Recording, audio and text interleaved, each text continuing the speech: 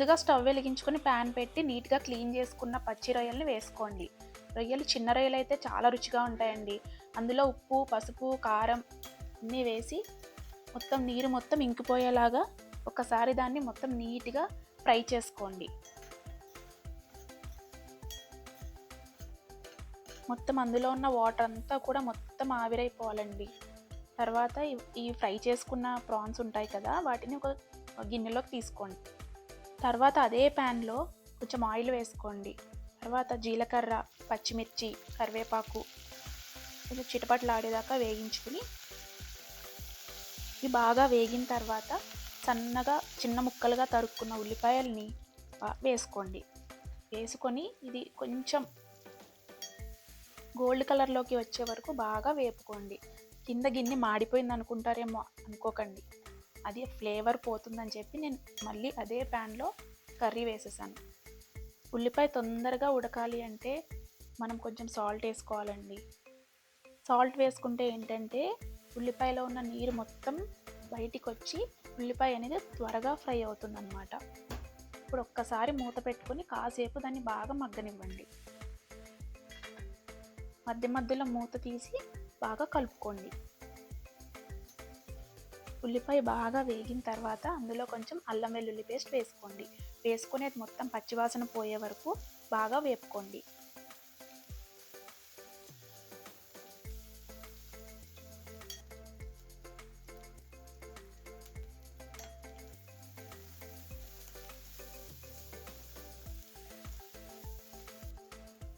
ఇప్పుడు మనం ఇందాక వేపుకున్న చిట్టి రొయ్యలు ఉన్నాయి కదండి, చిట్టి రొయ్యల్ని కూడా వేసి బాగా కలుపుకోండి.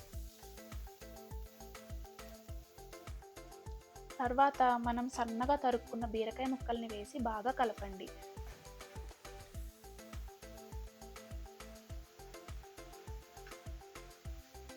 ఈ కూరలో మనం ఒక చుక్క నీరు కూడా వేయట్లేదండి.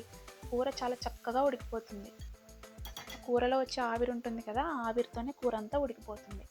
బీరకాయ ముక్కలు కాసేపు వేగిన తర్వాత తగినంత కారం, మీరు ఎంత కారం తింటారు అనుకుంటే అంత కారాన్ని వేసుకోండి. వేసుకొని ఆ కారం అంతా పచ్చివాసన పోయే వరకు బాగా వేపుకోండి.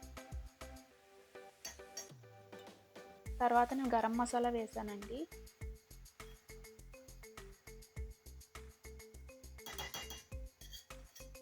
ఇవన్నీ వేసుకున్న తర్వాత వాటర్ అనేది రిలీజ్ అవుతుంది. సో కాసేపు మూత పెట్టి అదే ఆవిరితో కూరని బాగా ఉడకనివ్వండి. అసలు ఒక్క చుక్క నీరు కూడా పోయకండి. చూసారా ఎంత వాటర్ వచ్చిందో కర్రీలో.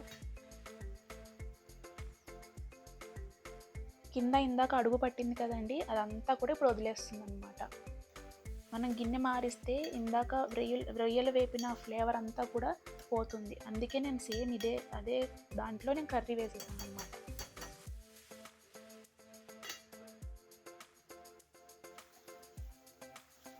కాసేపు బాగా ఉడికిన తర్వాత అందులో ఉన్న వాటర్ అంతా కూడా ఎవాపరేట్ అయిపోతుంది. చూసారా ఎంత పొడి పొడిగా బాగా ఉడికిపోయిందో. అంతే, ఇప్పుడు కర్రీని తీసి డిష్ అవుట్ చేసేసుకోండి. ఈ కూర వేడివేడి అన్నంలో తింటే చాలా బాగుంటుందండి.